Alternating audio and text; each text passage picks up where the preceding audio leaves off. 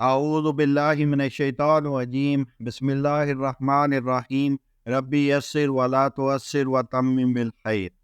تاریخ طبری جلد اول کا ہم مطالعہ کر رہے ہیں۔ آج کی ایپیسوڈ میں کعبے کی تعمیر کس پتھر سے ہوئی اس کا بیان ہوگا۔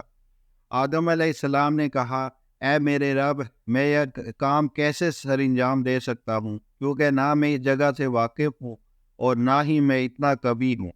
بس اللہ تعالیٰ نے ایک فرشتہ مقرر کیا جو انہیں مغرب کی طرف لے گیا۔ آدم علیہ السلام کا جس کسی باغ پر سے گزر ہوتا اور وہ انہیں اچھا لگتا تو وہ کہتے مجھے اس جگہ چھوڑ دو، مگر فرشتے نے کہا تمہاری جگہ آگے ہے۔ یہاں تک کہ وہ مکہ پہنچ گئے۔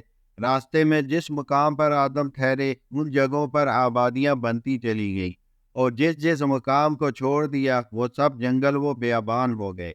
پس آدم علیہ السلام نے بیت اللہ کی تعمیر 5 مقامات کے پتھروں سے کی۔ نمبر 1 طور سینا، نمبر 2 طور زیتون، نمبر 3 کوہ لبنان، نمبر 4 کوہ جودی، اور نمبر 5 بنیاد میں جبل ہیرا کا پتھر استعمال کیا۔ جب اس کی تعمیر سے فارغ ہوئے تو وہ فرشتہ انہیں لے کر عرفات کی طرف گیا اور آدم علیہ السلام کو تمام مقامات حج دکھائے جہاں آج بھی لوگ مناسک حج ادا کر رہے ہیں اور قیامت تک کرتے چلے جائیں گے۔ اس کے بعد انہیں واپس مکہ لایا گیا۔ پھر انہوں نے 1 ہفتے تک بیت اللہ کا طواف کیا اور سرزمین ہند کی طرف لوٹ آئے اور بوز نامی پہاڑ پر آپ کی وفات ہوئی۔ حضرت مجاہد رحمۃ اللہ علیہ کہتے ہیں کہ ابن عباس رضی اللہ عنہ نے ہم سے بیان کیا کہ آدم علیہ السلام جس وقت اترے تو سرزمین ہند میں اترے تھے۔ انہوں نے وہاں سے پیدل 40 حج کیے۔ میں نے عرض کیا، اے ابو الحجاج، وہ سوار کیوں نہ ہوتے تھے؟ فرمایا، کون سی چیز تھی جو انہیں اٹھا سکتی؟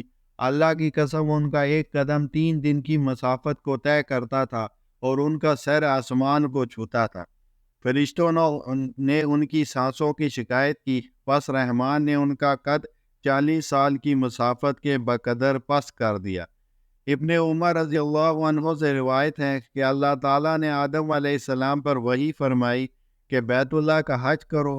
آدم علیہ السلام اس وقت سرزمین ہند میں تھے، پس وہ ہند سے حج کے لیے آئے۔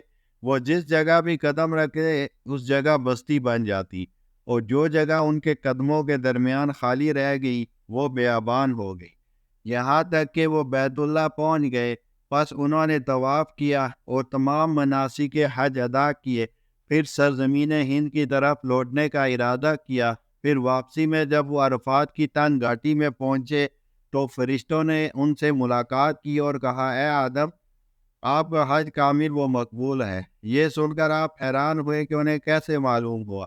فرشتوں نے ان کی حیرانگی اور تعجب کو محسوس کرتے ہوئے کہا کہ اے آدم، ہم نے اس گھر کا حج آپ کی پیدائش سے 2000 سال پہلے کیا تھا۔ یہ سن کر آدم علیہ السلام اپنے آپ کو ان سے کم تر محسوس کرنے لگے۔ وآخر دعوانا الحمد للہ رب العالمین۔